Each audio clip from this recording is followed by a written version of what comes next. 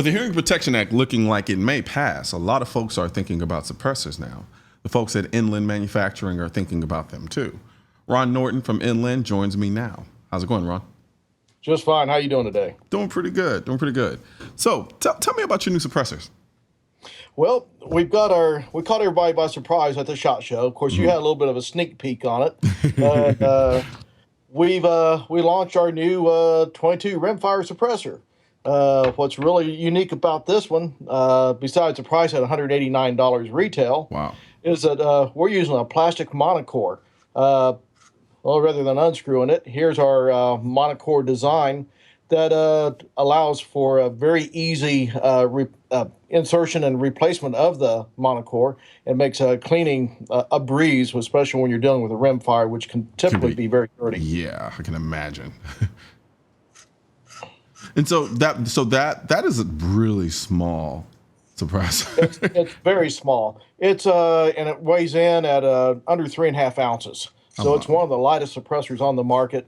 It's about 5.5 inches long and 1 inch diameter. What kind of decibel ratings are you getting out of that?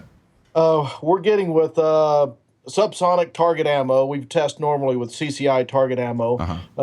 Dry, we're getting in the mid 80s, mid 80 decibel ratings. Wow. But with our new DB foam, we're getting well in the mid 70 range. First shot. All right, you can't just throw a foam and then not explain to us what's going on, and you're dropping decibel levels down in the 70s. Yeah, well, this is a project I've been working on for many years, about 15 years in the works for this. And of course, with the Hearing Protection Act, hopefully just around the corner, the timing is right for it. Yeah.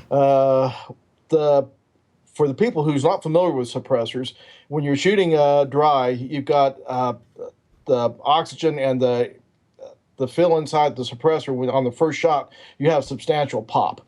Then after the second or third shot, then it settles down. You've got a good level flow until the suppressor cools down, and then the oxygen or the air and gases fill back inside. What the foam does will actually fill the dead airspace inside, and each cell of the foam acts as its own individual baffle and virtually eliminates the first shot pop, or what I call the bark, on just about any suppressor. Yeah. And everybody that has tried this, they've had suppressors for many years. We foam the suppressor up, they shoot it with this, and they just turn around with a big smile on their face. They had no idea that their suppressor could be so quiet. Now, does the foam have any effect whatsoever on velocity? Not on velocity, doesn't affect accuracy whatsoever. In fact, I guess one way to show it is if you can see this. It's like suppressor hairspray. It looks like shaving cream. Yeah, a shaving cream, yeah. Basically the same consistency of shaving cream, and very light. And we have a lot of properties factored into it. It's water soluble, so cleanup, especially with the rimfires, is just a breeze. You can, in fact, hopefully I grabbed the right suppressor. This is okay. This one has just a little bit of residue left on it, so I didn't grab the right one. But basically, this residue, this has had probably 300 shots fired through it. You see the if you can see the residue on a little bit. This simply washes off with hot water, so it makes cleanup a breeze. And the beauty of this foam is if you run with a wet suppressor and you want to use it for, say, a hunting application or a tactical application, you really don't know when your first shot is going to be. So you want a foam that's going to maintain, or some type of substance that's going to maintain the level of protection inside the suppressor for quite some time.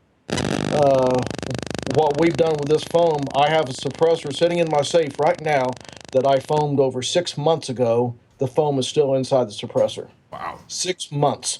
So what that gives you then is if you're going to go hunting tomorrow and you foam up your suppressor, you can go out in the woods, you're guaranteed that first shot is going to be a quiet shot. And because of the foam consistency, you don't have that liquid fluid running down into your action or causing issues with your firearm.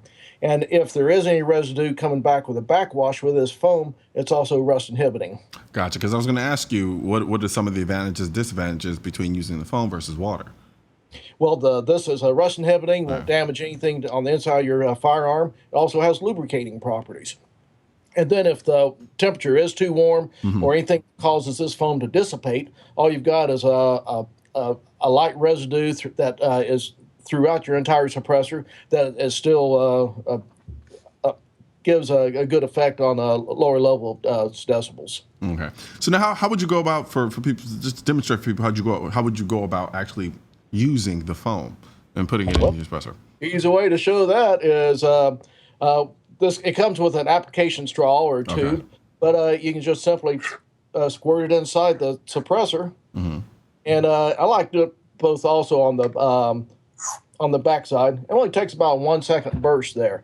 And what it'll do then is, as you can see then in the suppressor, it has just foamed in there. It Yeah. doesn't drip out, doesn't drain Oh out. wow. And now you've got a suppressor that's going to be extremely quiet on the first shot. We average usually 3 to 5 decibel drop. We've had some suppressors are, it's amazing the drop we have on the first shot, Yeah. sometimes 10, 15 decibels lower. Wow. So, so after the first shot, is it safe to say all of the foam is dissipated, or is there still some residual effect of the Well, foam? there's a residual Okay. effect on for 22 rimfire, for example, which, by the way, you can see now how it's that little Ah, shot goes inside the all the baffle area.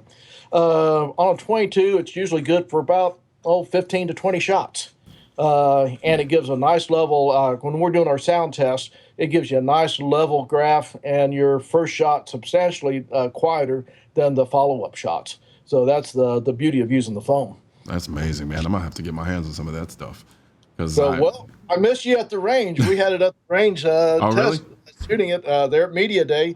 And Ah, okay, yes, I okay. know you were busy, but we missed you there. I had one waiting for you. Oh man, So, you got to send out a bat signal or something next time.